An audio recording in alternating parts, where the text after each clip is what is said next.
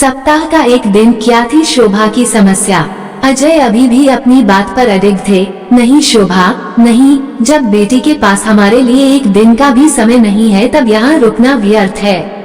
मैं क्यों अपनी कीमती छुट्टियाँ यहाँ रहकर बर्बाद करूँ और फिर रह तो लिए महीना भर। पर शोभा अभी भी असमंजस में ही थी। हम लोग पूरे 2 महीने के लिए आए हैं, इतनी मुश्किल से तो आपकी छुट्टियाँ मंजूर हो पाई हैं, फिर आप जल्दी जाने की बात कहोगे तो ऋचा नाराज होगी। ऋचा, अरे उसे हमारी परवाह कहाँ है। हफ्ते का एक दिन भी तो नहीं है उसके पास हमारे लिए, फिर हम अभी जाएं या महीने भर बाद, उसे क्या फर्क पड़ता है। अजय फिर बिफर पड़े थे। शोभा खामोश थी।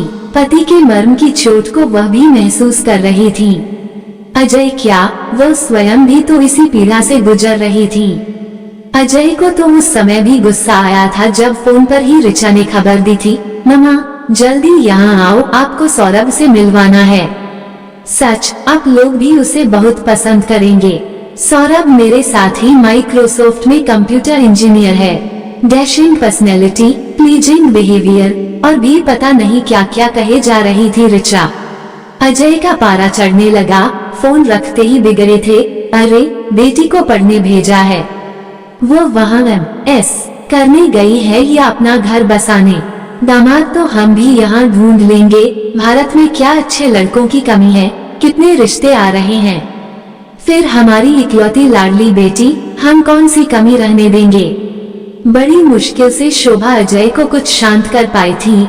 आप गुस्सा थूक दीजिए, देखिए पसंद तो बेटी को ही करना होगा, तो फिर यहाँ या वहाँ क्या फर्क पड़ता है। अब हमें बुला रही है तो ठीक है, हम भी देख लेंगे। अरे हमें तो वहाँ जाकर बस उसकी पसंद पर मुहर लगानी है, उसे हमारी पसंद से क्या लेना देना। हम तो अब कुछ कह ही नहीं सकते हैं, अजय कहे जा रहे थे। बाद में ऋचा के और 2-3 फोन आए थे। बेमन से ही सही पर जाने का प्रोग्राम बना। अजय को बैंक से छुट्टी मंजूर करानी थी, पासपोर्ट वीजा बनना था। 2 महीने तो इसी में लग गए। अब इतनी दूर जा रहे हैं, खर्चा भी है तो कुछ दिन तो रहें। यही सब सोचकर 2 महीने रुकने का प्रोग्राम बनाया था। पर यहाँ आकर तो महीना भर काटना भी अजय को मुश्किल लगने लगा था। ऋचा का छोटा सा एक कमरे का अपार्टमेंट, गाड़ी यहाँ अजय चला नहीं सकते थे।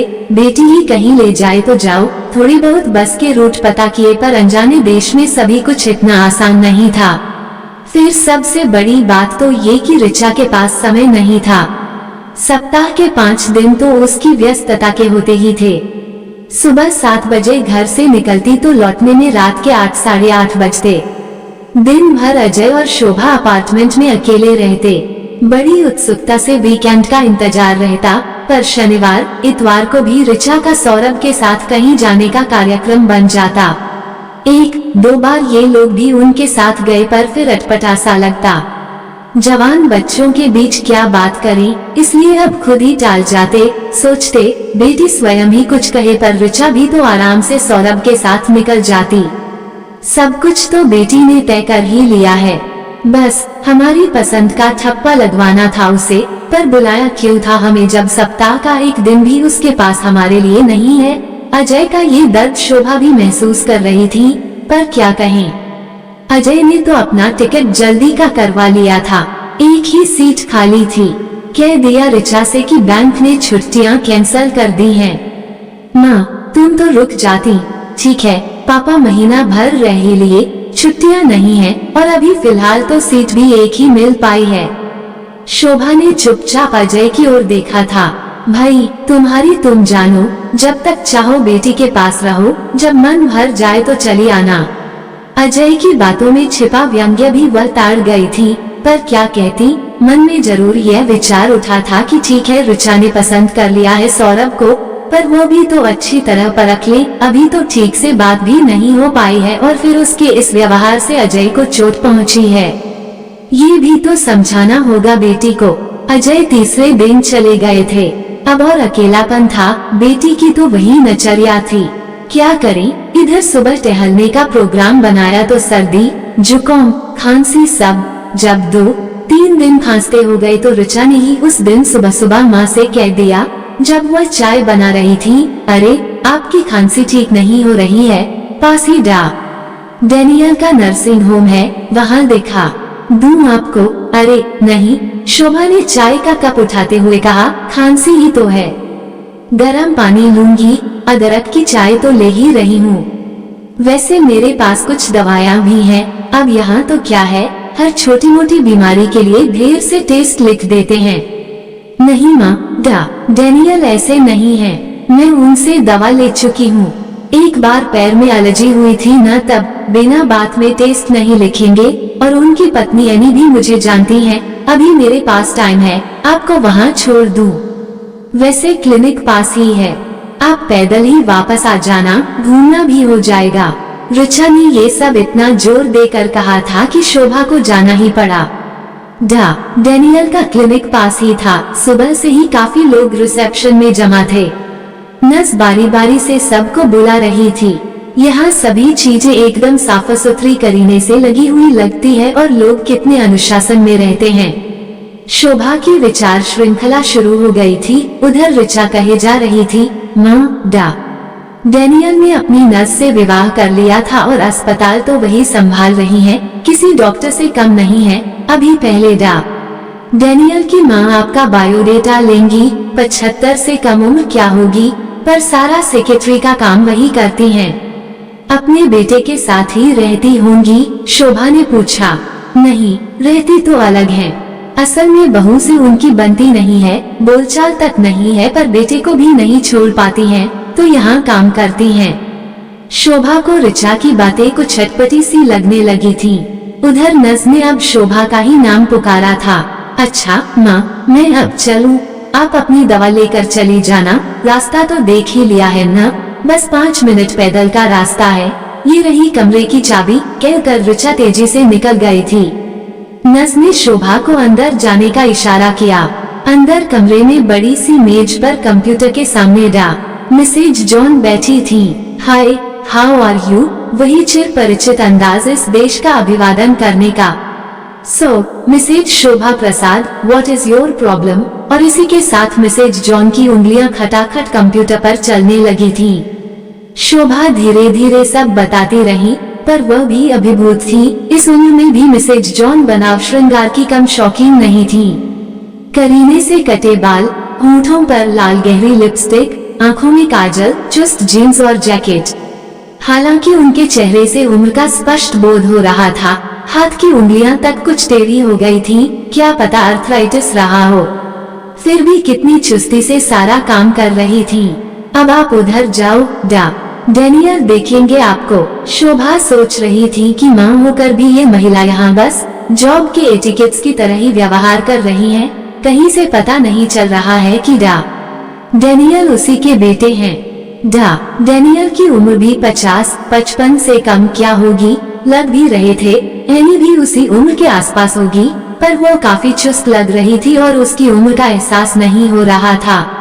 बनाव श्रृंगार तो खैर यहाँ की परंपरा है। You are Richa's mother? Daniel ने देखते ही पूछा था। शायद ऋचा ने फोन कर दिया होगा। खैर, उन्होंने कुछ दवाइयाँ लिख दी और कहा, आप इन्हें लें, फिर फ्राइडे को और दिखा दें। आपको रिलीफ हो जाना चाहिए, नहीं तो फिर मैं और देख लूंगा। Okay doctor. शोभा ने राहत की सांस ली। चलो जल्दी छूटे। दवाइयाँ भी बाहर फार्मेसी से मिल गई थी। पैदल घर लौटने से घूमना भी हो गया। दिन में कई बार फिर मिसेज जॉन का ध्यान आता कि वह भी तो माँ है, पर ऋचा ने कैसे इतनी मैकेनिकल लाइफ से अपने आप को एडजस्ट कर लिया है। वहाँ देखकर तो लगता ही नहीं है कि माँ की बेटे बहू से कोई बात भी होती होगी।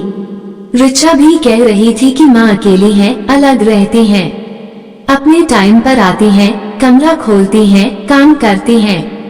पता नहीं, शायद इन लोगों की मानसिकता ही अलग हो। जैसे दर्द इन्हें छू नहीं पाता हो, तभी तो इतनी मुस्तैदी से काम कर लेते हैं। शोभा को फिर ऋचा का ध्यान आया। इस वीकेंड में वह बेटी से भी खुलकर बात करेगी। भारत जाने से पहले सारी मन की व्यथा उड़ेल देना जरूरी है। वह थोड़ी ही मिसेज जॉन की तरह हो सकती हैं। वैसे डैनियल की दवा से खांसी में काफी फायदा हो गया था। फिर भी ऋचा ने कहा, माँ आप एक बार और दिखा देना, चाहो तो इन दवाओं को और कंटिन्यू करा लेना। वो भी सोच रही थी कि एडे को जाकर डॉक्टर को धन्यवाद तो दे ही दूं। पैदल घूमना भी हो जाएगा। सबसे रहस्यमय व्यक्तित्व तो उन्हें मिसेज जॉन का लगा था, इसलिए उनसे भी एक बार और मिलने की इच्छा हुई थी। आज अपेक्षाकृत कम भीड़ थी। नर्स ने बताया कि आज एनी भी नहीं आई है, डॉक्टर अकेले ही हैं। क्यों, एनी छुट्टी रखती है ना फ्राइडे को? अच्छा, पर सेक्रेटरी, हाँ आप इधर चली जाओ, पर जरा ठहरो मैं देख लूं। मिसेज जॉन के कमरे के बाहर अब शोभा के भी पैर रुक गए थे। शायद वह फोन पर बेटे से ही बात कर रही थी। पर डैनी, पहले ब्रेकफास्ट कर लो फिर देखना पेशेंट को। यस, मैंने मफी बनाए थे, लाई हूँ, और यहाँ काफी भी बना ली है। यस कम सून, ओके आप जाइए, नर्स ने कहा तो शोभा अंदर गई। वास्तव में आज मिसेज जॉन काफी अच्छी लग रही थी। आज जॉन वाला एटीट्यूड भी नहीं था उनका। Hello Mrs Shobha, you are okay now? चेहरे पर मुस्कान फैल गई थी मिसेज जॉन के। Yes I am fine, doctor साहब ने अच्छी दवाइयाँ दी। Okay, he is coming here, यही आपको देख लेंगे। आप काफी लेंगी? मिसेज जॉन ने सामने रखे कप की ओर इशारा किया। नो थैंक्स, अभी ब्रेकफास्ट करके ही आई हूँ। शोभा को आज मिसेज जॉन काफी बदली हुई और मिलनसार महिला लगी। You are also looking very cheerful today, वह अपने को कहने से रोक नहीं पाई थी। ओह थैंक्स, मिसेज जॉन भी खुलकर हंसी थी। Because today is Friday, this is my day, मेरा बेटा आज मेरे पास होगा, हम लोग नाश्ता करेंगे। आज एनी नहीं है इसलिए। You know Mrs Shobha, week का यही एक दिन तो मेरा होता है। This is my day only day in the full week, Mrs John कहे जा रही थी और शोभा अभिभूत सी उनके चेहरे पर आई चमक को देख रही थी। शब्द अभी भी कानों में गूंज रहे थे, only one day in a week. फिर अजय याद आए, बेटी के पास सप्ताह भर में एक दिन भी नहीं है हमारे लिए। अजय का दर्द भरा स्वर, और आज उसे लगा मानसिकता कहीं भी अलग नहीं है।